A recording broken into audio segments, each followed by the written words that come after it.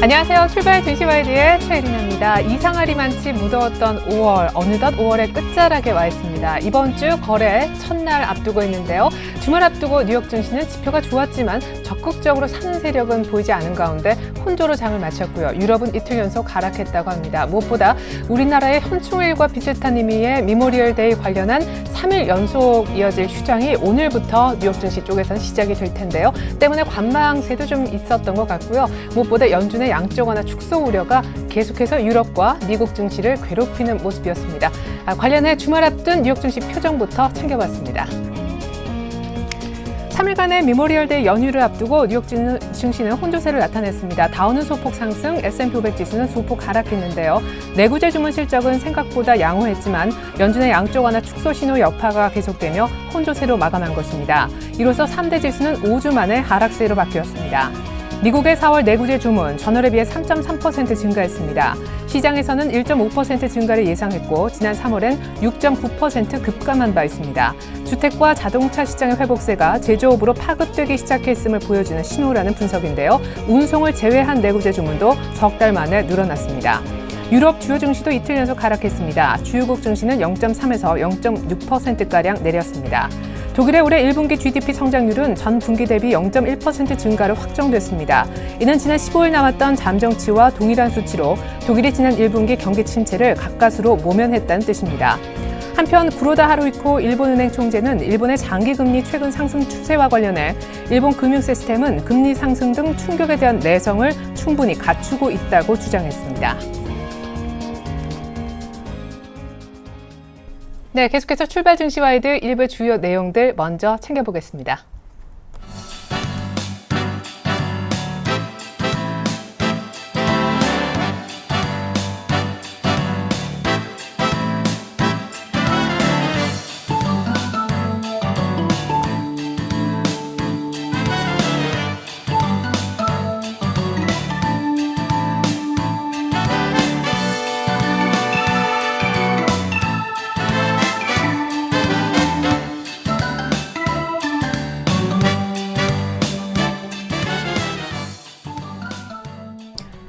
네, 5월 27일 월요일 개장 5분 전입니다. 시초가 공략주부터 알아보겠습니다. 강정훈 부장님 안녕하세요. 네, 안녕하세요. 네, 금요일 시초가 공략주로 제시됐던 파워로직스 시초가 대비 한 3% 가까이 오르면서 장중 신고가 7,000원 넘어가기도 했었는데 보유해도 좋을까요? 네, 파워로직스 보유 전략 계속 유지하도록 하겠고요. 카메라 모듈 사업의 성장이 올해가 5년입니다. 그래서 올해 OEM 업체에서 정식 1차 밴드로서의 유상 변화와 입고 와서 카메라 모듈의 매출 증가, 여러 가지 태블릿 PC 카메라 모듈 공급으로 유력할 수 있는데, 전체적으로 올해 실적 대비해서 지금 제가 7만 원대까지 배달심 매력이 있는 종목이라고 말씀드린 바 있고요. 2014년도, 2015년도 지속적으로 꾸준한 실적을 좀 기록할 것으로 전망되고 있는 상황입니다. 계속적으로 보유 전략으로 제시하도록 하겠습니다. 네, 외국인들의 매수세도 계속됐는데 파워로직스 보유 의견 감사합니다. 오늘 시초가 공략 종목은 한솔 테크닉스라고요. 네, 한솔 테크닉스를 오늘 시초가에서 준비를 했습니다. 국내외 LCD 핵심 부품인 백라이트 유니트 제품과 파워모듈 부품, LED 인곳, 웨이퍼, 태양광 인공과 웨이퍼를 생산하고 있는 회사고요. LED 웨이퍼 제조업체인 크리스탈 온을 흡수합병하면서 LED 웨이퍼 사업, LED 웨이퍼는 LED 원재료입니다. 사파이어 인곳을 얘기하는데 관련하여 제조 기술과 영업망을 좀 확보하고 있는 회사고요. 투자 포인트는 세 가지를 줄 수 있습니다. 첫 번째는 2분기 실적 호전 기대감입니다. 1분기에는 계절적 비수기 진입하고 LED 판매 부분 감소와 단가 인하, 여러 가지 부분도 좀 부진한 모습을 좀 보였습니다. 1분기 매출액은 전분기 대비 5% 감소한 1,250억대를 기록했고요. 영업이익은 적자 61억 원을 기록을 했습니다. 하지만 2분기에 계절적 수요 증가와 더불어서 LED 부분의 빠른 실적 회복, 이런 부분들이 실적 호전으로 좀 전망되고 있는 상황이고요. 그래서 2분기 매출액은 10.9% 증가한 1,500억을 전망하고 있고, 영업이익은 22억으로 전분기 대비 흑자를 전망하고 있습니다. 두 번째는 중장기적 성장성과 저평가 매트를 줄 수 있는데요. LED 산업의 빠른 회복과 최근에 관련 업종들 제가 많이 추천드렸습니다만 강세를 좀 보이고 있고, 한솔테크닉스가 그 무선 충전기 사업을 중심으로 신규 사업 진출에 기대감이 좀 큰 상황입니다. 지난 3개월 전과 6개월 전 대비 주가가 계속적으로 상승하는 모습의 원인이라고 보시면 되겠고요. 올해 2분기 이후에 LED 부분 수요 회복과 이 스마트폰 카메라 커버 렌즈가 이 사파이어 기판 공급으로 인해서 실적이 본격화될 것으로 전망되고 있습니다. 3분기 이후에 무선 충전기를 포함한 신규 사업 진출이 본격화되면서 중장기적 성장성도 좀 마련된 상황이고요. 휴대폰 부품 사업의 그 무선 충전기 이외에도 다양한 아이템으로 좀 확대될 것으로 전망을 하고 있습니다. 그래서 올해 실적은 매출액 7,590억대를 전망하고 있고 영업이익은 104억. 영업이익은 지난해 378억 적자를 기록했습니다. 그래서 턴어라운드를 전망하고 있고요. 순이익 역시도 지난해 885억 대폭 적자를 기록했었는데 올해는 220억 전망을 하고 있습니다. 그래서 전체적으로 올해 턴어라운드 전망하고 있는데 올해보다는 내년도의 그 실적이 대폭 증가할 것으로 전망되고 있습니다. 특히 이제 내년도에 올해 순이익은 22억입니다. 죄송합니다. 영업이익은 920억 9억을 전망하고 있는 상황이고, 한솔테크닉스가 최근에 주가 기관도 올 1월 이후에 98만 주의 누적 수매수를 보이고 있습니다. 이 삼성전자의 휴대폰 부품을 납품한다는 그런 사업을 진행한다는 소식이 나오면서 기관이 현충에 들어가는 모습을 좀 보였다고 보시면 되겠고요. 이 LED용 사파이어 웨이퍼 국내 1위 업체라고 보시면 되겠는데, 이 한솔테크닉스가 이 관련돼서 그동안 그 삼성전자가 갤럭시 S3 부품 업체의 그 생산 수율과 이 불량률이 좀 많았는데, 이 한솔테크닉스의 굉장히 많은 기술력 때문에 한솔테크닉스로 좀 갤럭시 S4 관련된 이후에 이 부품을 좀 매출처로 좀 하려고 하는 모습을 좀 보여주고 있습니다. 그래서 그런 부분과 이 IT 쪽의 사파이어 커버렌즈 공급이 2분기부터 본격화될 것으로 전망되면서 전적으로 이 하반기 이후 출시될 스마트워치의 커버 글라스도 사파이어가 채택될 것으로 전망되고 있습니다. 그래서 관련된 기관 매수세가 유입되는 모습이 아닌가 싶고요. 이런 부분들과 최근에 LED 사업의 강세 국면, 역시 이런 부분들을 투자 포인트 드시도록 하겠습니다. 네, 지난주 수요일 이미 한 번에 급등을 줬는데요. 가격 대응 어떻게 하면 좋을까요? 네, 오늘 시초가고요. 목표가는 3,500원, 손절가는 26,000원 하에서 손절로 대응하시기 바라겠습니다. 네, 강정호 부장님의 오늘 또 시초가 공략 종목 알아봤습니다. 감사합니다. 네, 고맙습니다.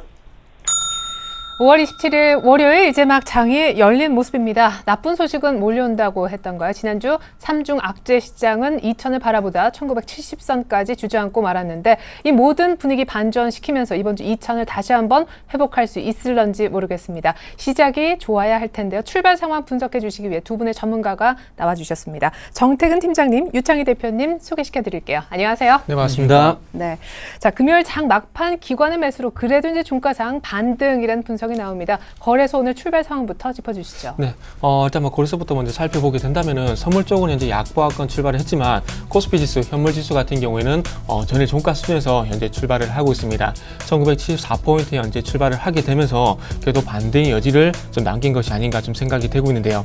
오늘 쪽에 아무래도 일본적 영향은 좀 받을 겁니다. 받을 거지만 일단 중요한 것은 일본적 영향은 제한적이라 판단이 되고 있고요. 오늘 얼마만큼 외국인의 수급이 선방을 할 것인가, 그리고 기관의 수급도 추가적으로 유입이 될 것인가, 그 부분을 좀 체크를 하시는 게 좋을 것 같습니다. 자, 외국인 수급 같은 경우 크게 염려하실 필요가 없을 것 같은데요. 일본발 어떤 변동성이 확대가 되고 있음에도 불구하고 현물 쪽 그리고 선물 쪽에서 우려했던 그런 매도 물량은 현재 나오지 않고 있습니다. 그렇기 때문에 이제부터는 어떤 일본 쪽의 어떤 변동성 확대로 인한 리스크보다는 뱅가드 물량이 한 80% 정도 현재 소진된 것으로 알고 있습니다. 그렇다면 이제 뱅가드 물량이 거의 다 소진됐기 때문에 이제는 추가적으로 매도보다는 이제 매수가 좀 전환이 될 것인가, 거기다 초점을 좀 맞추시는 게 좀 좋지 않겠나, 이렇게 말씀 좀 드려보도록 할게요. 자, 그래서 수급 바로 연결해서 좀 보도록 하겠습니다.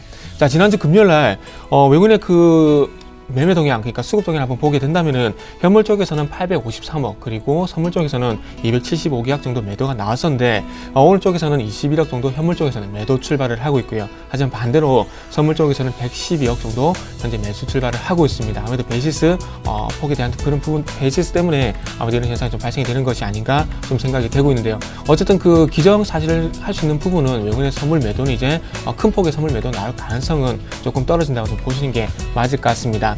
자, 지난주 금요일날 매수했던 개인들 같은 경우 오늘도 61억 정도 매수 출발을 하고 있고요. 기관들은 한 40억 정도 현재 매도 출발을 하고 있습니다. 시가총액 상위 종목들도 연결해서 한번 보게 된다면은 전체적으로 현재 하락 출발을 하고 있습니다. 삼성전자만 현재 유일하게 0.34% 정도 현재 상승 출발을 하고 있고요. 전체적으로 하락 출발하는 종목들 한번 살펴보게 된다면은 포스코가 마이너스 0.3%, 한국전력이 0.84%, LG화학 1.35%, 신한지수가 0.6% 정도 현재 하락 출발을 하고 있고요. 그 외에도 SK텔레콤이 1.1%, NHN이 1.2%, 그리고 SO리, 약보합권, 그리고 삼성물산이 0.3% 정도 현재 출발을 하고 있습니다. 네. 자, 일본 증시 아무래도 영향을 받을 거다 이런 얘기를 해주셨었는데 일본 증시 출발 상황 알아보겠습니다. 니케이가 오늘 1.6% 정도 급락하네요. 14,373포인트 가리키고 있는데요. 목요일날 7% 급락하면서 올 들어 13년 내 가장 많은 낙폭을 보인 이후에 금요일날 장중에 15,000을 회복하는 듯도 했었다가 오후장에 다시 14,000을 깨기도 했었는데 큰 변동성 속에 금요일도 보합세 정도로 끝이 났던 일본장이 오늘 추가로 개파락하는 모습 보여주고 있습니다. 자, 이번에 코스닥의 출발 상황 한번 알아볼까요? 네, 코스닥 시장 강세를 띄고 있습니다. 0.3% 상승을 해가지고 575.80포인트 정도 상승을 보여주고 있는데 지금 전체적으로 지금 코스닥 시장은 오히려 이제 지난주에 양적 완화에 대한 출구 전략, 완화 우려 그 부분들이 코스닥 시장 큰 영향 미치지 않고 있다는 부분들.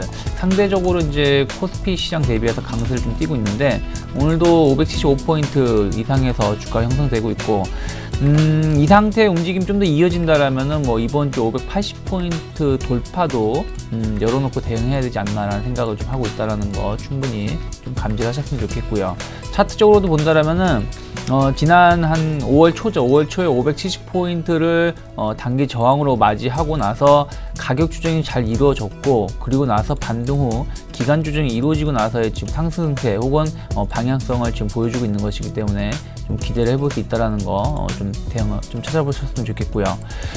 지금 시가총액 상위 종목은 전체적으로 상승세를 좀 보여주고 있습니다. 셀트리온 같은 경우가 한 1% 가까운 상승세를 보여주고 있고 GS홈쇼핑도 1% 가까운 상승세, 뭐 파트럼, 포스코 ICT 모두 강세를 좀 띄고 있는데 다만 이제 CJ 홈쇼핑 같은 경우는 CJ 관련된 악재가 좀 나오다 보니까 1.7%대 하락을 보여주면서 일단 오늘 같은 경우 31만 원을 지켜주지 못한다라면은 CJ 자체가 나쁜, 그러니까 홈쇼핑이 실적이 안 좋은 게 아니라 그룹의 영향으로 인해 가지고 추가적인 하락도 열어놔야 된다라는 거 좀 체크하면서 대응하셔야 될 것 같고요. 반면에 이제 그렇다면 GS 홈쇼핑이 상대적으로 수혜를 좀 입을 수 있죠. 그러다 보니까 GS 홈쇼핑의 주가 혹은 현대 홈쇼핑의 주가를 좀 지켜보면서 대응하셨으면 좋겠고요.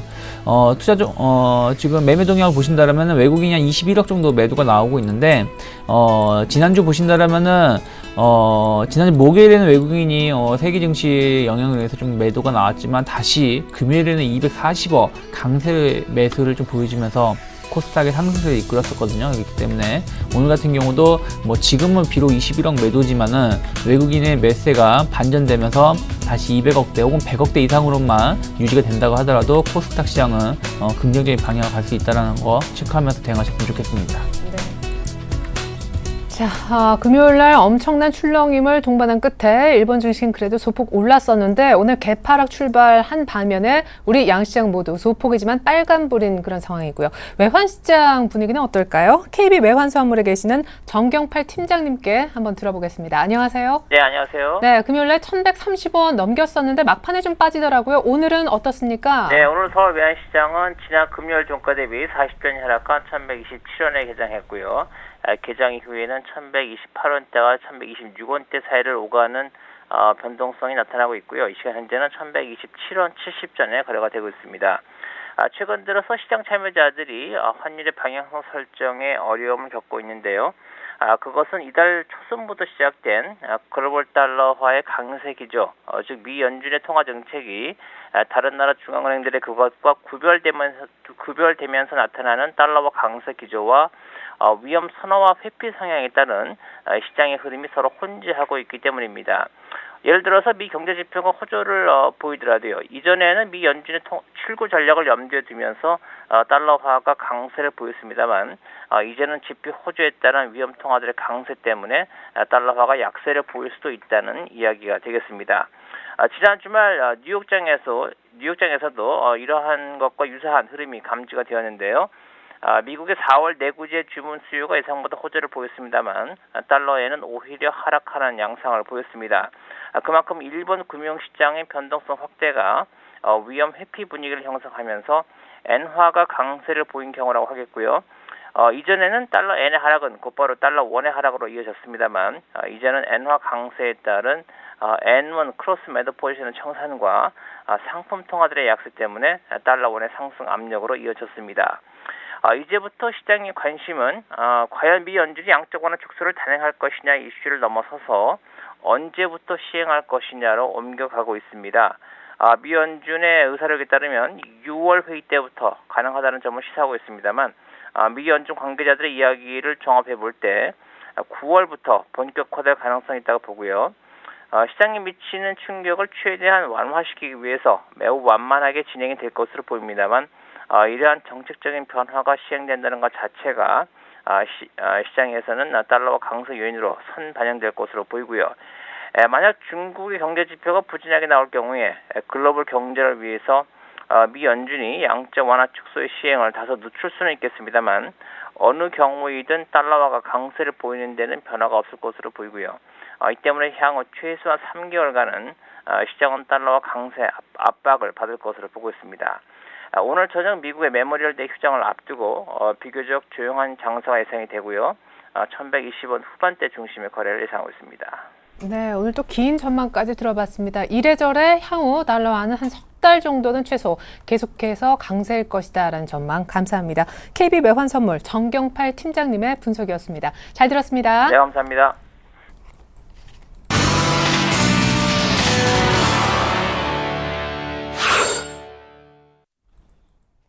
네, 이어서 고수들의 작전 타임 세워보는 시간 갖겠습니다. 오늘 만나보실 고수는 한국밸류 21의 이드코 대표님이 되겠습니다. 안녕하세요. 반갑습니다. 네, 지난주 후반 안 좋은 악재들이 몰려왔었는데 이번 주는 지난주 후반보다는 조금 더 나은 흐름 기대해도 좋을까요? 글쎄요, 일단 지난주에도 지난주 금요일에도 양적 완화 축소 우려감 때문에 글로벌 증시가 대부분 눈치 보는 장세였죠.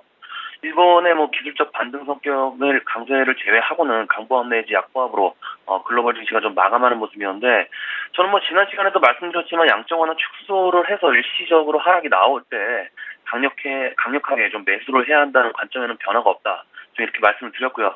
기술적으로 우리 증시가 최대폭으로 하락을 하더라도 1940에서 50포인트 정도로 좀 보여지고 있기 때문에 현재 시장에서의 상승과 하락에 좀 연연하지 마시고 저점만 딱 잡아놓으시고 낙폭과대 줄부터 현대 주요들까지 롱런의 관점에서 모아가는 전략이 맞지 않냐 좀 이렇게 생각을 하고 있습니다.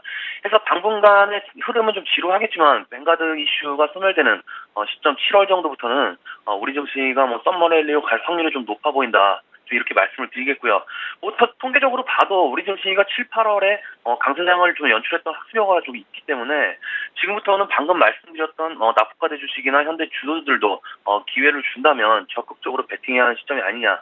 그래야 유동성 장세에 대비가 가능하지 않나 좀 이렇게 생각을 하고 있고요. 코스닥 지수는 현재 외국인들이 지속적으로 매수를 해주면서 21선의 눌림의 패턴이기 때문에 꺾이는 것 같지만 살려놓는 상당히 헷갈리게 하는 패턴의 좀 반복이기 때문에 이 외국인들의 움직임을 좀 지속적으로 살펴볼 필요가 있겠고요. 중요한 건 기관의 매수겠죠. 지난주 목요일부터 기관들이 연속적으로 좀 매수하는 모습이 좀 나오고 있기 때문에 외국인과 기관의 동반 순매수가 나올 때 과연 21선에서의 눌림에서 정고점의 돌파가 가능할지 돌파를 하면서 600포인트의 고지를 달릴 것이냐 아니면 정고점 부근에서의 저항을 좀 맞고 떨어질 것이냐가 이번 주에 포인트지 않나 좀 이렇게 생각을 하고 있습니다.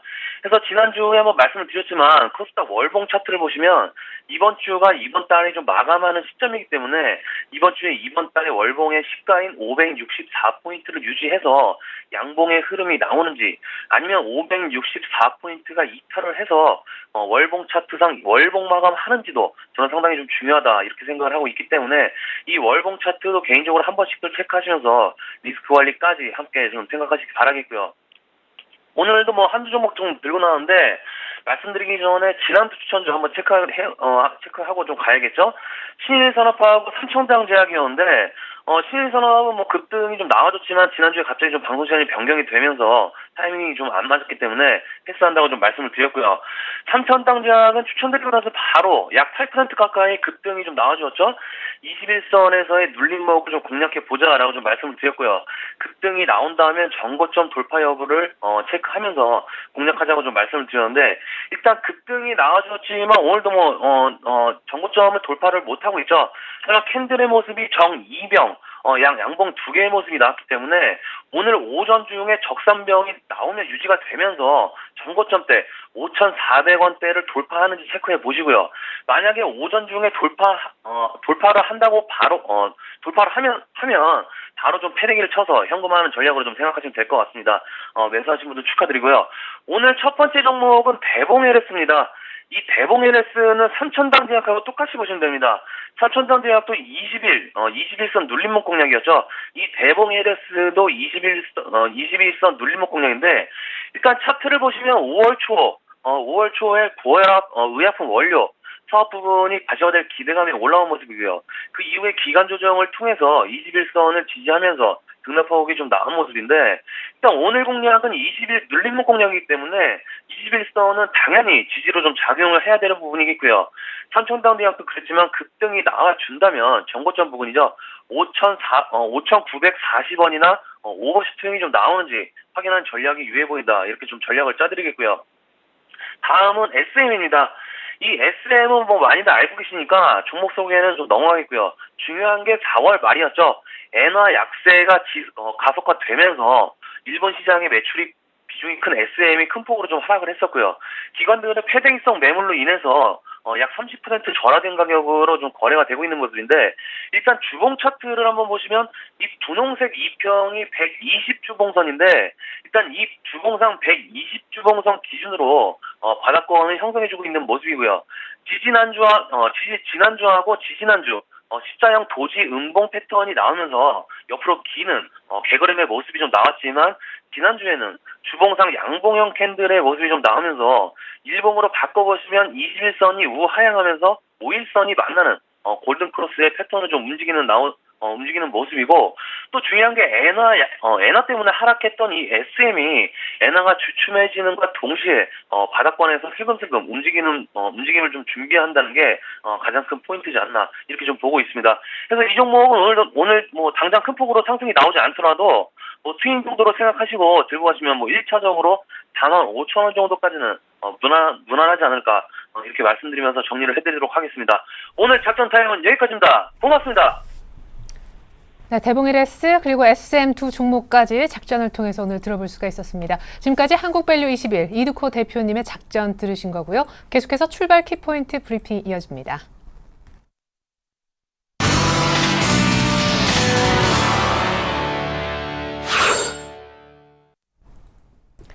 네, 양시장 모두 분위기는 괜찮습니다. 오늘은 일본보다 더 안정적인 상승이 나타나고 있는 국내 주식시장. 무엇보다 거래소 쪽의 특징주부터 챙겨볼 텐데, 아까 얘기가 잠깐 나왔죠? CJ. 여기에 탈세 혐의가 결국 포착이 됐잖아요. CJ가 당장 급락이네요. 참, 정권이 바뀔 때마다 이런 얘기를 들을지 모르겠지만 꼭 타깃이 되는 기업이 좀 있는 것 같아요. 잘 아시다시피 지난 정권 때서 그리고 그 전 정권, 노무현 정권 때도 마찬가지 있었는데, CJ가 이번 정권 들어오게 되면서 첫 번째로 조금 그런 타깃이 된 게 아닌가 좀 생각이 듭니다. 그래서 조금 안 좋은 기분도 없지 않아 들고요. 일단은 묻지마 채권 관련 문제가 조금 부각이 좀 될 것 같은데요. 일단은 적용 횟수가 1회로 제한이 되기 때문에 이 여부에 따라서 어떤 조사가 더 확대가 되거나 아니면 마무리가 되거나 어떤 방향성을 좀 결정할 것 같은데요. 여기에 대한 조사는 아무래도 좀 지켜봐야 될 것 같고, 법률적인 문제이기 때문에 저희가 좀 말씀드리기보다는 아무리 향후에 주가 추이 그리고 이전의 사례를 들어드리는 게 좀 더 나을 것 같습니다. 어쨌든 CJ 검찰 조사 때문에 지금 현재 금감원 조사 그리고 검찰 조사 때문에 안 좋다는 건 잘 알고 계실 겁니다. 그렇다면 이런 얘기가 나왔던 기업들의 주가 향방이 이전에 어떻게 흐름이 연출이 됐었는지를 한번 좀 보시는 게 좋을 것 같아요. 자, 차트 좀 같이 좀 보도록 하겠습니다. 일단 주봉 차트, 조금 중기적인 차트 좀 같이 보면서 말씀을 드려야 될 것 같은데, 일단 CJ 그룹주를 좀 보게 된다면은 15만 원까지 갔던 주가가 지금 이제 11만 7천 원까지 현재 급락을 하고 있습니다. 오늘도 5.6% 정도 현재 급락을 하고 있는데, 자, 한번 효성이라는 종목을 한번 예를 들어 보도록 할게요. 이 회사 같은 경우에 자, 2011년도로 한번 돌아가 보게 된다면은 이 종목도 마치 13만 원까지 갔던 주가가 이때 당시에 실적 얘기가 먼저 나왔었고요. 그리고 어떤 조현준 사장인가요? 조현준 사장이 나왔던 검찰 조사 이런 얘기들이 나오게 되면서 안 좋은 어떤 기업적인 리스크가 좀 부각이 됐었는데 13만 원까지 갔던 주가가 이후에 어디까지 빠졌냐면 8만 원까지 빠졌습니다. 그러니까 절반 넘는 절반 정도 가까운 어떤 주가 하락세를 보였었는데 어쨌든 이런 부분들이 어떤 구속으로 이어지고 안 좋은 소식이 계속 지속적으로 나오게 되면서 주가 급락이 나는데 이런 부분을 볼 때 CJ도 마찬가지로 어떻게 이전의 사례를 한번 지켜보게 된다면은 요 종목도 뭐 어떤 그 구속 수사까지 만약에 가게 된다면 요 종목도 한 10만 원까지 어떤 급락은 추가적으로 나올 가능성이 좀 있을 것 같습니다. 지금은 어쨌든 수사가 진행되는 과정 속에서 주가 급락하는 거고요. 그리고 어쨌든 그 CJ 어떤 분이 될지 모르겠지만 이번에 어떤 구속 수사가 들어가게 되고 실적으로 구속이 되게 된다면은 그로 인한 어떤 기업적인 리스크 또 2차 충격이 좀 나올 것으로 예상이 되고 있는데요. 그렇다면은 10만 원까지 어떤 주가 약세는 좀 지속이 되지 않겠나 생각을 하고 있습니다. 그렇기 때문에 CJ 그리고 또 한 가지 종목 CJ 제일제당이죠. CJ 제일제당도 마찬가지로 CJ 그룹주에 대한 어떤 리스크가 좀 부각이 될 것 같습니다. 하지만 상대적으로 선방할 만한 그룹주를 좀 보게 된다면요, CJ ENM 같은 경우는 그 일시적으로 어떤 지금 리스크가 좀 부각이 되고 있긴 하지만 CJ ENM은 어떤 그 게임 쪽이라든지 그리고 방송 부분의 어떤 그런 보게 된다면은 아무래도 이런 리스크가 마무리가 된다면은 주가가 정상으로 좀 찾아가지 않겠나 생각을 하고 있고요. 그리고 CJ ENM뿐만 아니라 CJ CGV도 마찬가지로 조금 지금은 어쨌든 그룹 리스크 때문에 6만 원까지 갔던 주가가 지금 이제 5만 원에 바짝 접근했는데 이런 리스크가 해소가 된다면은 아무래도 CJ CGV 그리고 CJ ENM은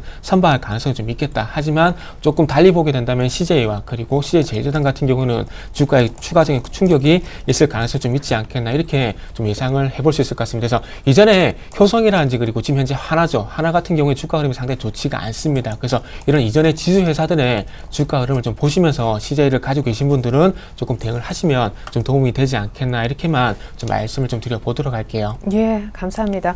자, 이렇게 해서 이제 거래소 쪽에 있는 CJ 중심으로 저희가 얘기를 좀 들어봤고요. 오늘 정말 오래간만에 LG전자가 좀 힘을 내고 있는 것 같습니다. SK하이닉스만 좀 가는 줄 알았는데 9만 원대 넘어섰다가 8만 원대에서 굉장히 힘겨워했던 LG전자가 오래간만에 반등을 주고 있습니다. 그동안 네. 기관의 어떤 매물도 계속 이어졌던 모습인데 이제는 좀 본격적으로 반등하는 겁니까? 일단 그 부분도 좀 실적이 될 것 같고요. 그리고 네. 뭐 두 가지 말씀드려보자면은 이제 종목 상담할 때 항상 말씀을 드렸던 부분인데 옵티머스 그리고 올리드 TV가 얼마만큼 선방을 하냐가 중요하다고 말씀을 드렸는데요. 어쨌든 1차적으로 올리드 TV 55인치 뭐 100대 제한적으로 출시했던 부분이 다 팔리고요. 그리고 옵티머스 G 같은 경우에도 예상외로 국내 쪽보다는 해외 쪽에서 그 점유율 조금씩 늘려가고 있다는 그런 얘기가 나오고 있더라고요. 자, 그렇다면 이 얘기를 제가 왜 드리냐면 그동안 LG전자의 발목을 잡고 있던 부분들이 어떻게 본다면 핸드폰 사업 부분이라는 겁니다. 근데 이런 부분이 조금은 정상적인 매출이 발생이 되고 그리고 여기에 실적 깎아먹던 실적이 이제는 조금 제자리로 돌아가게 되면서 주가가 이제는 수준으로 찾아가고 있다 좀 보시면 될 것 같아요. 지금 현재 삼성과 그리고 애플이 가지고 있는 점유율을 제가 보기에는 LG전자가 뚫기는 상당히 힘들 겁니다. 하지만 그 삼성전자 그리고 애플이 갖고 있는 그 점유율 측면을 돌파를 하는 것이 아니라 틈새 시장을 제가 보기에 노리는 것이 않겠나 이렇게 생각이 들어요. 그래서 네. 그쪽으로 좀 그 승부를 한다면 승산이 있을 것 같은데요. 어쨌든 LG전자의 실적은 올해 들어와서 옵티머스 G뿐만 아니라 올리드 G 쪽으로 전략적으로 현재 그룹 측면에서 노력을 하고 있기 때문에 이쪽만 시너지 효과가 발생이 된다면은 제가 보기에는 실적 우려는 빠르게 씻어낼 수 있지 않겠나 생각을 하고 있고요. 그리고 올해는 분명히 실적이 개선이 될 것이다. 저는 확신을 하고 있습니다. 그렇기 예. 때문에 차트적인 부분을 볼 때 제가 보기에는 9만 원 돌파는 이제는 조금 9만 원 돌파에 대해서 예전에 조금 대응을 하시는 게 좀 좋을지 않겠나 생각을 하고 있습니다. 그래서 가지고 계신 분들은 어떤 단기적인 측면보다는 LG전자 같은 종목 같은 경우에는 올해 전체적인 흐름을 보게 되면서 9만 원 돌파 그리고 이후에는 10여 원 돌파 이렇게 확인해 나가는 게 좀 좋을 것 같습니다. 일시적인 어떤 수급이 흔들리는 부분은 조금은 자제를 하시는 게 좋지 않겠나 이렇게 생각을 하고 있고요. 네. 우리 코스닥에 있는 종목들 가운데 몇몇도 오늘 실적 개선 전망 때문에 급등 혹은 신고가를 내는 종목이 있다고 합니다. 디지털 대성, 플랫컴 중심으로 얘기를 먼저 들어볼까요?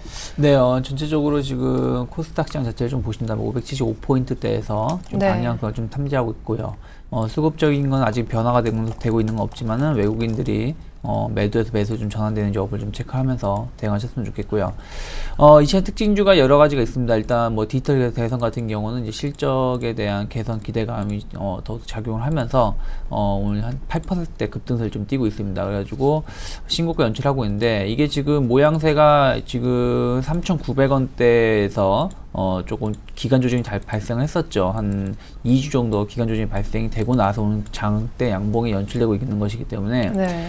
충분히 추가적인 상승도 열어놓으면서 대응하셔야 된다라는 거 좀 체크하셨으면 좋겠고, 뭐 신규 매수도 제가 보기에는 한 4,100원대 초반에서는 충분히 한번 매수해 볼 수 있지 않을까 생각을 좀 하고 있다라는 거 대응을 좀 지켜보셨으면 좋겠고요. 정은행 시스 같은 경우가 이제 그 장하성 교수가 영입을 했다는 얘기가 나오면서 오늘도 상한가 3일째 지금 상한가를 좀 보여주고 있는데, 일단은 결국엔 이제 안철수 테마, 그러니까 안철수 씨가 국회의원이 이제 신당을 창당하게 됐을 때 뭐 힘을 쓸 수 있지 않겠냐 그러면서 이제 안철수 테마로 좀 묶여가는 것 같아요. 근데 다만 이제 오늘도 뭐 아침부터 갭상한가를 좀 보여줬기 때문에 신규 매수는 좀 힘들 것 같고요. 일단 내일 뭐 추가적으로 오른다고 하더라도 이미 한 3일 동안 해가지고 거의 한 100% 가까운 상승세를 보여줬기 때문에 추가적인 급등 여부는 좀 체크해야 되지 않을까라는 생각을 좀 하고 있고요. 플렉스컴이 이제 갤럭시 S4에 이제 부품 공급으로 인해 가지고 1분기 때는 영업이익이 상당히 저조했었죠. 근데 2분기 때는 100억대로 다시금 최대 영업이익을 낼 수 있다는 기대감 작용하면서 5%대 급등세를 좀 보여주고 있는데, 일단은 박스권 상단 뭐 223,000원대까지 올라가기에는 당분간은 좀 힘들 수 있다라는 거. 다만 중단 부근이죠. 한 21,000원대까지는 추가적인 상승도 가능하지만 거기서 바로 23,000원대까지 치고 나갈지 아니면 여기서 다시금 기간 조정이 보일지는 좀 체크해야 된다는 거 열어놓으셨으면 좋겠고요.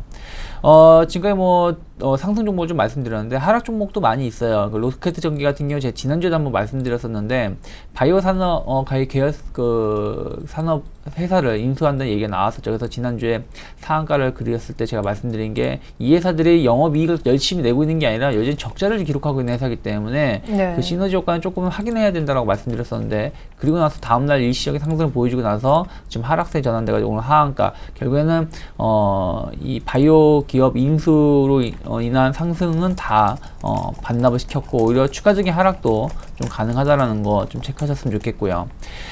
티모 E&M이 이제 그 160억대, 112억대의 재앙 군인의 소송으로 패소를 했습니다. 그러다 보니까 이게 자기 자본의 약 한 59% 가까운 58.99%니까 59%라고 보면 네. 되겠죠. 그래서 그로 인해서 이제 오늘 하한가가 나왔고요. 그저께 지난 뭐 금요일도 하한가가 나왔고 오늘도 하한가. 자칫하다가는 회사의 유무도 존재 유무도 조금 따질 수 있는 금액이기 때문에 좀 체크를 하면서 대응하셔야 된다는 거, 추가적인 하락도 열어놔야 된다는 거 대응하셨으면 좋겠고요. 에너지 솔루션 같은 경우가 이제 유상증자 얘기가 좀 나오면서 오늘도 이제 하한가를 좀 나왔는데 하한가를 좀 기록하고 있는데 조금 오늘 시작가 개파한가기 때문에 내일도 조금 좀 쉽지 않겠다라는 거 좀 체크하셨으면 좋겠습니다. 네. 일본 증시의 장 초반 급락세가 커지고 있습니다. 3% 넘게 지금 급락하고 있다는 소식 전해드리겠고요. 이 바람에 수혜를 좀 볼 수도 있는 그런 자동차 부품주가 그래서인지 신고가를 내는 종목들이 많은 것 같은데 코스닥 쪽에 조금 더 자동차 부품주 보도록 하겠습니다. 성우 하이텍과 화신 그리고 오늘 SL도 세네요. 네, 일단은 제가 보기에는 그렇게 보시면 될 것 같아요. 일본 증시가 하락을 한다고 해서 자동차 관련된 네. 기업들이 수혜를 입을 것이냐, 그건 전혀 아니라고 보고 있어요. 그러니까 네. 뭐 일본 증시 하락하고 기업의 실적 하락하고는 전혀 연관성이 없는 거거든요. 그러니까 일본 증시가 워낙에 많이 올랐기 때문에 좀 조정이 악재로 조정이 나오는 거고, 그래서 네. 우리나라 자동차주를 잠자라고 말하는 거는 전혀 말이 안 된다는 어불성설이라는 거 좀 체크하셨으면 좋겠고요. 다만 자동차 부품주들 보신다라면 방금 말씀하신 성우하이텍 같은 경우 보면 추세적으로 계속 올라오고 있었어요. 그러니까 일본 실적이 계속 좋아지고 있기 때문에 주가가 계속 올라오고 있었던 상황이기 때문에 일본 증시 하락을 해서 뭐 올라간다, 이건 전혀 말이 안 된다는 것이죠. 그렇기 때문에 뭐 성우하이텍이라든지 뭐 한일위아 같은 종목군들, 자동차 부품주들은 완성차 업체들은 조금 실적이 좋지 못할 수 있죠. 현대차라든지 기아차의 실적이 좋지 못할 수 있겠지만 자동차 부품주들은 자동차 신제품이 안 팔린다고 해서 중고차의 거래가 안 되거나 혹은 자동차 그 부품 교체 수요가 줄어드는 게 아니거든요. 그렇기 때문에 그로 인해서 계속적으로 실적 개선이 기대가 되고 있고, 또 완성차 업체보다는 부품 업체들이 상대적으로는 이제 엔저에 대한 영향이 좀 덜 받을 수 있다라는 거, 그런 것들이 영향을 미치고 있다라는 거 좀 체크하셨으면 좋겠고, 완성차 업체는 제가 지난 한 2주 전에 한번 말씀드렸었을 겁니다. 그러니까 현대차 그룹보다는 오히려 뭐 여러분들이 보기에는 조금 위험할 수 있겠지만 쌍용차를 좀 관심 있게 보셨으면 좋겠다라고 말씀드렸었는데, 그 이후에 쌍용차가 상당히 많이 올랐었어요. 그래서 네. 지금 지금 8,500원대가 상승세를 올라왔는데 충분히 추가적인 상승도 가능하다라는 거. 물론 단기 급등에 대한 부담감은 있지만 만약에 자동차 부품주들 외에 자동차 완성차를 보신다라면은 뭐 쌍용차 여전히 좀 관심 있게 보셨으면 좋겠고, 그리고 현대모비스 같은 경우도 대형 부품 업체 중에서는 그나마도 좀 제가 보기엔 괜찮은 모습을 띌 수 있다는 거. 다만 28만 5천 원대까지 올라온 상황에서는 조금은 기간 조정을 좀 열어놔야 된다는 거 좀 체크하셨으면 좋겠습니다. 네. 자, 이어서요. 계속해서 지난주 수급 특징주 보고 오늘장 조언까지 들어보도록 하겠습니다. 지난주 거래소에 외국인들은 주간 단위로 2주 연속 순매수를 보이기도 했었는데, 먼저 거래소 특징주부터 확인합니다. 네, 지난주 거래소의 외국인들 매매 상위 종목들이 화면에 보여지고 있습니다. 가장 대조적으로 볼 수 있는 건 삼성전자를 팔고 SK 하이닉스를 샀다는 점이 되겠죠. 이 밖에 현대차는 팔았지만 또 현대차 우선주는 매수했고요. 신한지주 종목도 보입니다. 자, 이번엔 기관의 매매 패턴을 한번 짚어보니, 기관은 오늘 반등을 하는 LG전자를 지난주 가장 많이 정리했고, 역시 산 것은 현대기아차를 많이 매수했습니다. 글로비스도 역시 관련된 종목이라고 볼 수 있겠고요. 우리금융, 하나금융지주 등 외국인이 신한지주를 살 때 기관은 이 밖에도 자동차 외 금융주도 매수한 것으로 나오고 있습니다. 자, 정 팀장님 먼저 분석을 들어볼게요. 예. 일단은 매수 종목도 좀 보게 된다면 전체적으로 뭐 커다란 특징이 좀 없는 것 같습니다. 그만큼 현물 시장 쪽에서 그렇게 적극적으로 나서지 않았다, 이렇게 좀 해석을 하시면 될 것 같고요. 매도 쪽의 특징적인 부분이 대우조선해양, 이번에 실적이 조금 원인 쇼크라는 얘기가 나왔었는데, 요 부분 좀 매도가 나왔다는 부분들, 특히나 그리고 삼성전자가 매도 상위에 올라와 있는데, 일단은 그 현물 쪽에서는 그 삼성전자를 매도를 하게 되면서 어떤 리스크 관리에 들어갔다고 좀 보시는 게 맞을 것 같습니다. 그래서 이번 주에 만약에 외국인 매수가 유입이 되게 되면서 시장이 좀 반등을 주게 된다면은 다음 주 이 시간에 분명히 말씀드리지만 삼성전자가 매수 쪽으로 들어와 있을 것 같아요. 그래서 삼성전자 어떤 펀더멘탈적인 부분은 달라진 것이 없고, 단순히 리스크적인 리스크 관리 측면에서 이런 좀 현상이 발생이 됐다 좀 보는 게 맞을 것 같습니다. 기관 쪽 같은 경우는 아무래도 매수 쪽으로 좀 봐야 될 것 같은데요. 기아차, 현대차, 현대글로비스, 특히나 자동차 업종을 매수를 했는데, 지난주 일본 증시가 좋지 않았던 부분들 때문에 아무래도 이런 현상이 좀 발생이 된 것이 아닌가 좀 말씀드려보고 싶고요. 그리고 우리금융, 하나금융지주, 지난주 같은 경우 우리금융지주 어떤 M&A 모멘텀이 있었죠. 그렇다 보니까 은행주가 좀 강세를 보였었는데, 그런 현상들로 인한 매수세가 아닌가 좀 이렇게 판단을 좀 하고 있습니다. 자, 그래서 오늘 제가 드리고 싶은 말씀은 이번 주 전체적으로 좀 될 것 같습니다. 일본 증시가 좀 변동성이 확대가 되고 있는데, 거기에 대한 영향이 오고 좀 제한적일 것이다, 이렇게 좀 생각을 하고 있습니다. 오늘 일본 증시가 급락을 하고 있지만 우리 증시가 선방을 하고 있듯이 좀 제한적이라고 좀 생각이 들고 있는데요. 이렇게 좀 보시면 될 것 같아요.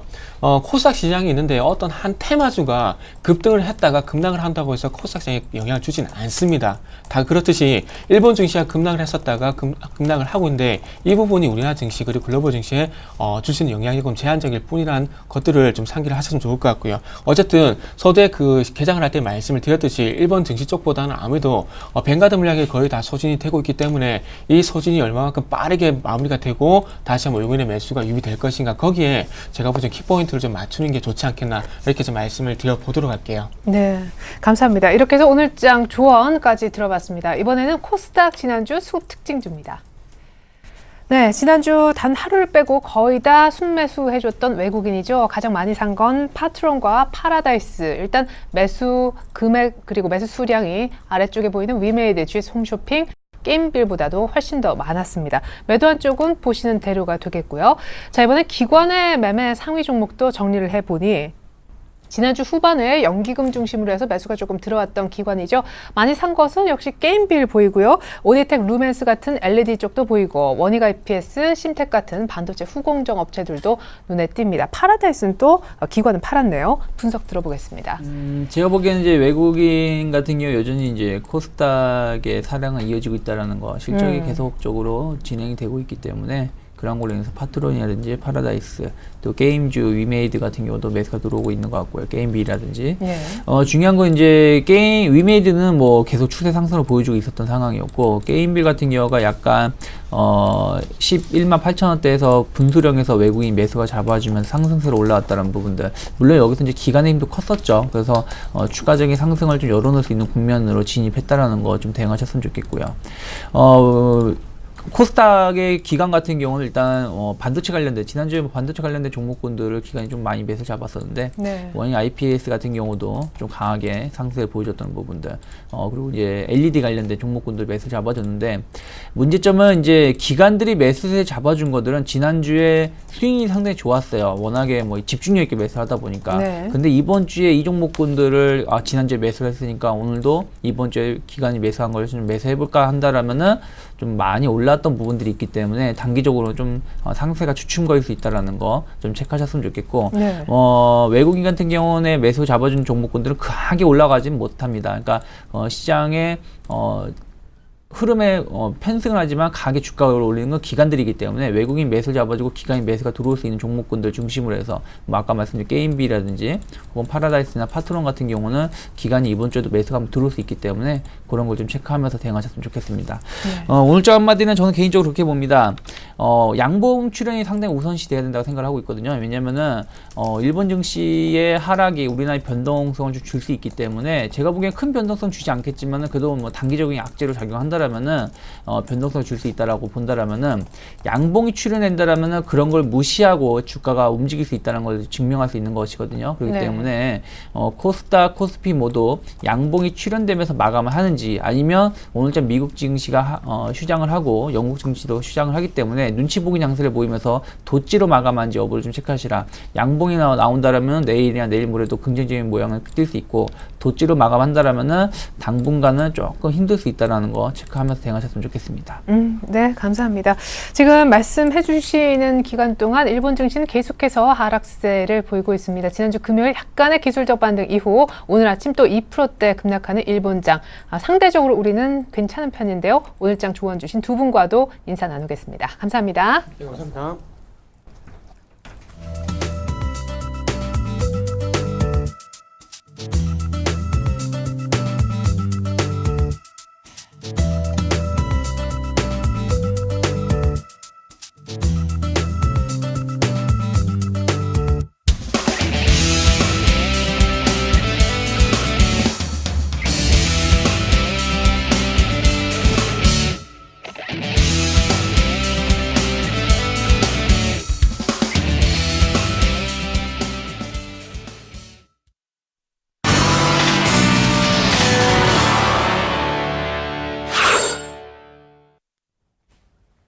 안녕하세요. 주식승천 AS센터 김혜영입니다.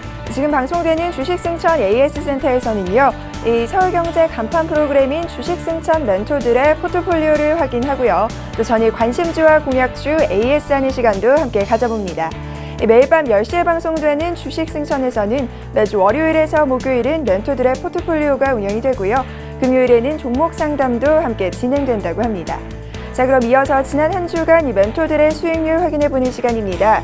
베스트 10, 현재 나무누 멘토가 1위입니다. 41% 부동의 1위 자리 LGU 플러스로 지켜내고 있고요. 정대일 멘토가 2위와 3위 위메이드와 인터플렉스, 각각 19%, 16%대의 수익률입니다. 이어서 김현근과 정대일 멘토가 자리하고 있네요. 화신과 원익 IPS, 수익률은 각각 15.2%입니다. 자, 이어서 6위에는 나무누 멘토가 자리하고 있습니다. 골프존 14%대의 수익률인데요. 지난주 대비 순위는 3계단 떨어진 모습입니다. 이어서 김용준 멘토의 주성 엔지니어링이 12%대의 수익률, 정재현 멘토의 영흥철강이 10%, 양순모 멘토와 나무누 멘토의 이 하림홀딩스와 GKL이 각각 9.8%대의 수익률입니다. 자, 이어서 지난 금요일 출연자들의 오늘장 관심주를 확인해보는 시간입니다. 먼저 정재훈 멘토의 관심 업종, 자동차 부품 업종을 살펴주셨는데요. 성우하이텍과 화신, SL과 한일 이화 살펴주셨습니다. 자, 이어서 최명성 멘토의 관심주입니다. 이번 주 메커스 살펴주셨는데요. 3년 연속 매출이 증가되고 있고 영업이익 역시 양호한 흐름을 보이고 있습니다. 메커스의 매수가는 2,300원, 목표가는 2,600원, 손절가는 2,100원입니다.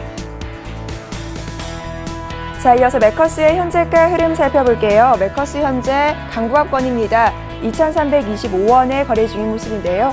매수가 미도달된 상태인데 최명성 멘토님 전화 연결해 관심 종목에 대한 이야기 나눠보도록 할게요. 멘토님 안녕하세요. 네, 안녕하세요. 최명성 멘토입니다. 네, 매커스에 대한 이번 주 전략 살펴주시죠.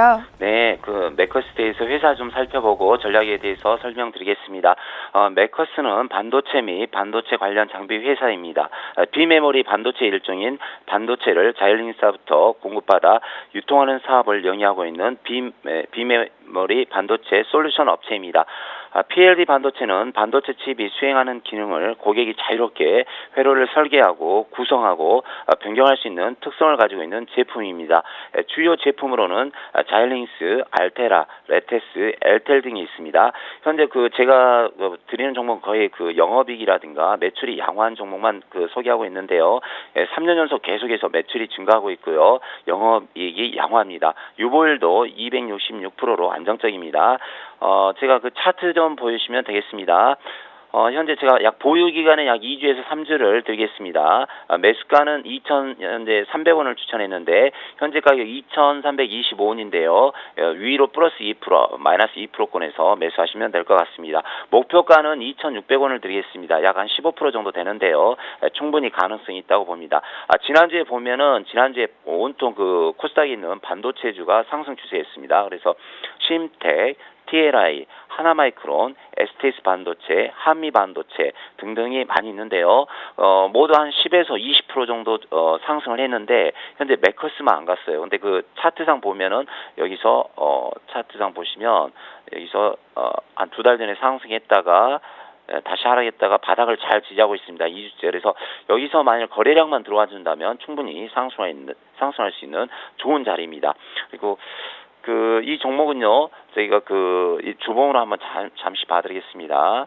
주봉으로 봤을 때도 현재 힘이 응집되어 있는 자리입니다. 그래서 여기서 잘만 잡으시면은 충분히 승산이 있다고 봅니다. 그래서 다시 일봉상 설명을 드리자면요, 현재 코스닥 주식인데 이런 종목 한 500만원에서 1000만원 정도만 잘 매수하시면은 충분히 가능성이 있습니다. 그래서 지난주에 반도체주가 상승했고 이번 주도 다시 상승 추세인데요, 매커스 바닥에서 아주 저렴한 위치와 저렴한 가격대에 있는 주식입니다. 그래서 이 주식은 소액으로 매매하시면 될 것 같습니다.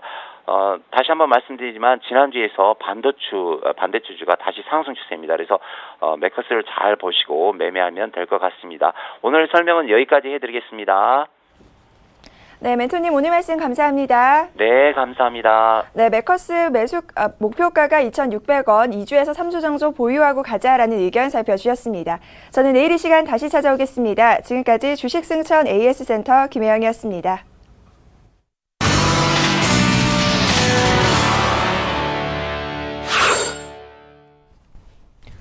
네, 계속해서 글로벌 이슈 속 숨겨진 의미 찾아봅니다. IM투자증권 김동섭 이사님 기다리고 계실까요? 안녕하세요, 이사님. 네, 안녕하세요. 네, 목요일 급락, 사실상 폭락 이후 금요일날 어설픈 기술적 반등을 했던 일본 증시가 오늘도 또 추가로 하락하고 있는 날인데, 이 제임스 블라드 세인트루이스 연준 총재는 일본 증시의 폭락 놀랄 일이 아니고 당연하다라는 평가를 했다고요.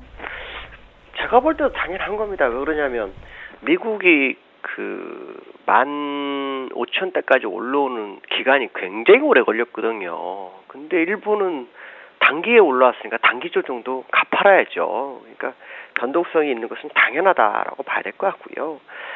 일본에서 지금 국채 금리가 자꾸 반등을 해서 이것이 이제 하락을 해야 되는데 역효과가 좀 나오는 것이 시장에 좀 불안 심리로 좀 작용하는 게 있고요.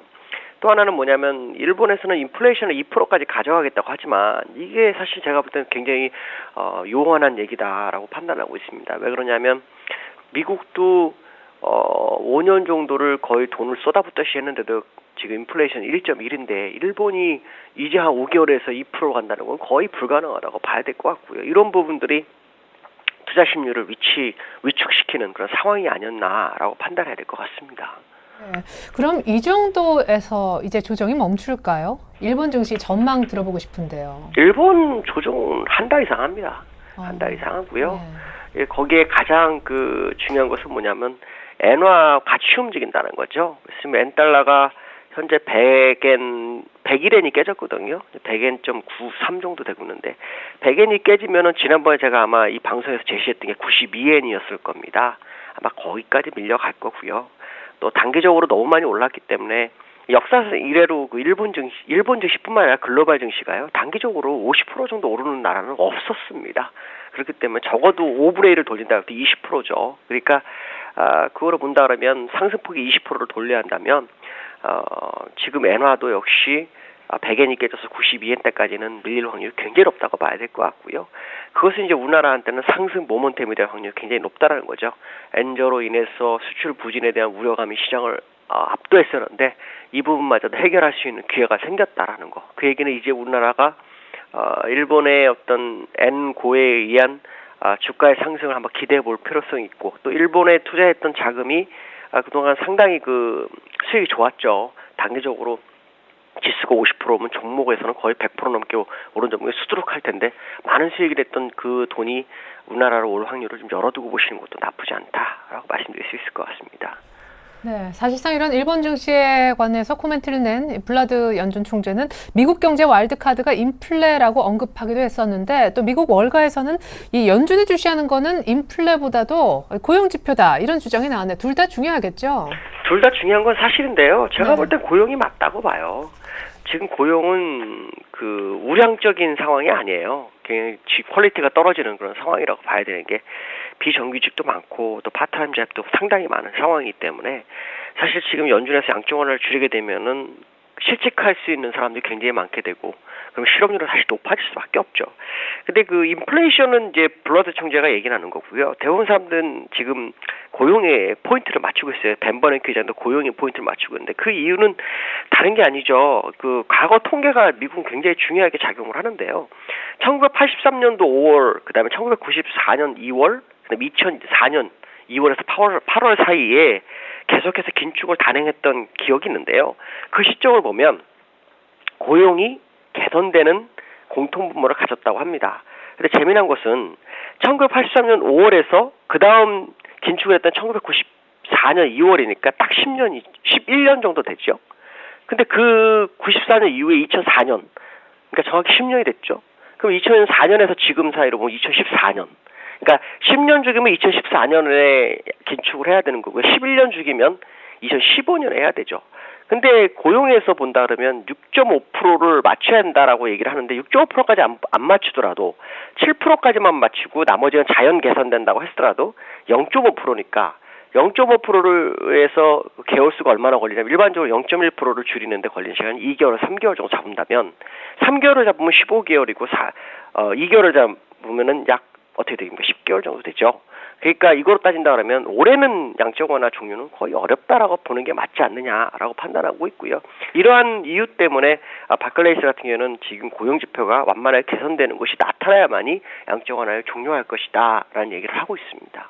네, 무엇보다 이 QE, 양적 완화 효과가 갈수록 줄어들고 있다. 무엇보다 약화될 수 있다는 우려감에 이제 잡혀있는 뉴욕 증시에 관해서 6개월 내 20% 빠진다라는 소위 패닉장에 베팅하는 월가 세력들은 늘어나고 있다고요. 아마도 이런 그 통계에 의하면 이제 만약에 10년 주기라 그러면 내년 2월 이후로 진행이 되잖아요. 그러면 6개월이나 7, 8개월 사이에는 조정 가능성을 열어둘 수는 있겠죠. 근데 제가 볼 때는 아직은 쉽지 않을 거라고 판단하고 있고요. 그 베팅한 회사는 유니버사라든가 아니면 블랙스완으로 통하는 나심 탈렙 같은 이코노미스트들이 얘기하는 건데요. 지금 여기서 중요한 것은 뭐냐면은 유니버사 같은 경우는 2008년도에 그 주가 하락에 베팅을 해갖고 약 그 115%의 수익률을 냈다고 합니다. 그러니까 상당히 그 근거 있는 자료를 가지고 나왔을 확률은 좀 열어두고 봐야 되겠지만 제가 보는 견해로는 지금 현재 고용이 개선되기 전까지는 어림이 없다. 저는 사실 양적 완화를 한 번 더 할 수 있다라고 판단하고 있거든요. 그건 다른 게 아니라 뭐 추가적인 양적 완화라기보다 있는 돈을 풀어주는 거, 예금금리 마이너스를 한무는 것을 한 번 더 있을 거라고 좀 예상을 하고 있는데 물론 그거는 좀 더 지켜봐야 되겠지만 그것이 있다 그러면 사실 시간적으로 보면 6개월 내에 조정은 어렵다라고 봐야 되겠죠. 사실상 미국의 실물 경기가 지금 확실히 살아난 단계는 아니어서 출구 전략 말은 많지만 시행하기는 어려운 단계. 일본 증시 주춤한 것도 엔저가 주춤한 원인도 있으니까 우리가 반사익을 누릴 수 있다는 입장이시잖아요. 오늘 장 조언 구체적으로 구합니다. 오늘 국내장은 일단 강보합 출발을 했거든요. 근데 엔화 약세의 영향을 받아서 못 갔던 자동차주 같은 종목들이 엔화 강세의 영향을 받는다면 오늘 자동차주에서 반등이 한번 들어오는지를 좀 보셔야 될 것 같고요. 그러한 모습들이 시장에 반영이 된다면 오늘 다시 한번 랠리를 시작할 수 있다라고 판단하고 있고요. 가장 중요한 것은 심리선이 2000선이거든요. 지금 대비로 한 26포인트 남았는데 가고자 하면 그 거리는 정말 가까운 거리이기도 하기 때문에요. 한번 2000포인트 회복하는지 한번 확인해 볼 필요성이 있습니다. 감사합니다. 이제 일본이 조금 주춤한 사이 우리가 빵끝 웃는 날 왔으면 좋겠습니다. 김동섭 이사님 오늘 분석 조언까지 감사합니다. 네, 감사합니다. 네, 코스피는 아직 강보합권 유지하고 있는데 외국인 기관 가치 쌍끌이 매수가 거래소 쪽에 들어가고 있고요. 외국인들 선물까지 1000계약 정도 동반해서 매수해주고 있습니다. 잠시 후 2부로 다시 옵니다. 고맙습니다.